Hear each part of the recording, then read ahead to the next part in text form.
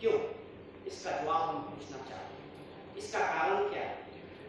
लोकतंत्र में जहां तक हमने समझा है, आपने समझा है, जनता चुनेगी, सरकार चलेगी, जनता तय करेगी आगे फ्यूचर क्या होगा। आप क्या दर्शाना चाहते हैं? आप सत्ता में वापसी चाहते हैं?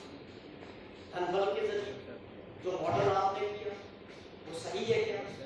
आप अपने आप को सही मान सकते हैं कि हम जो है लोकतंत्र को नहीं मानते, हम तो केवल सरकार गिराने की बात करते हैं हर बार।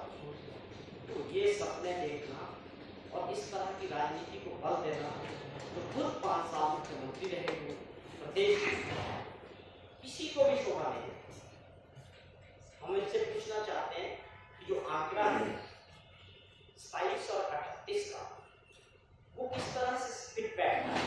कौन सा ये आपका गणित है कि जो आप कहते हो बार बार ये सरकार कमजोर है, ये सरकार नहीं चाहिए? हमें भी समझाएं। और इस आंकड़े में 13 तारीख को दोबारा से गिनती होगी और 31 से 41 होगा। तो ये हम पूछना चाहते हैं कि आप केवल हम करने की राजनीति प्रदेश की जनता को करें। क्या आपने 15 महीने के समय में कोई ऐसी चिट्ठी सरकार को लिखी है जयराम जी ने, यानी कि लोगों जनहित का, जिसमें कोई प्रश्न उठाया गया, प्रदेश की कोई बात हुई, सिवाय इसके कि सरकार हम बता दें? मेरा चैलेंज है कि आप एक चिट्ठी बता दें, एक प्रश्न बता दें जनहित में विपक्ष के नेताओं ने जो है सरकार को कोई चिट्ठी, आपका कोई साहूकार ही नहीं है लोगों की, जनता से, लोगों से, आप तो केवल सत्ता में आना चाहते हैं। बड़ा दुर्भाग्यपूर्ण। विपक्ष में बैठने का मतलब ये नहीं है, विपक्ष भी जिम्मेवार होना चाहिए, उनको भी प्रदेश के विकास में सहयोग करना चाहिए। जहां पर उनको लगता है कि सत्ता पक्ष के लोगों को ठीक करने की जरूरत है, उन मुद्दों को उठाना चाहिए। तो ये कुछ मुद्दे हैं। और एक और बात इसमें ऐड करना चाहता हूं कि जो गलतफहमी ये लोग पाले हैं, उसको देश की जनता ने कुछ ठीक किया है। जनरल इलेक्शन लोकसभा का हुआ, जिस प्रकार सरकार द्वारा से भले नरेंद्र मोदी जी की बनी, लेकिन वो सरकार आज खुद कमजोर है, बैसाखियों पे।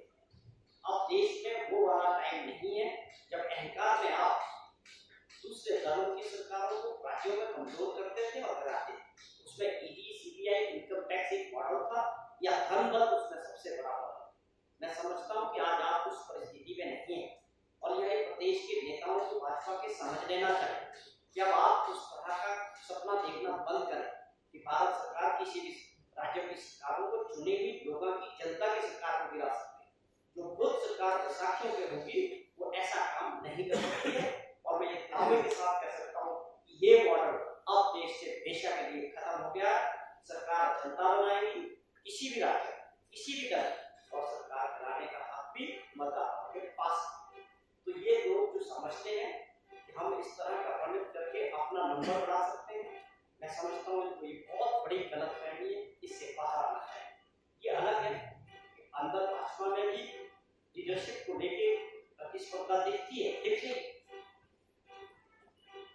जयराम जी को बिंदल साहब जोर लगा रहे, घूम रहे, जिस प्रकार से हमारे हमीरपुर के मेंबर ऑफ पार्लियामेंट दिल्ली से ब्रीफ हुए, वो भी अब लगातार हिमाचल प्रदेश में दिख रहे हैं। तो स्वाभाविक तौर पर ये राजनीतिक क्षेत्र है, प्रतिस्पर्धा है। अगर आज के सुबह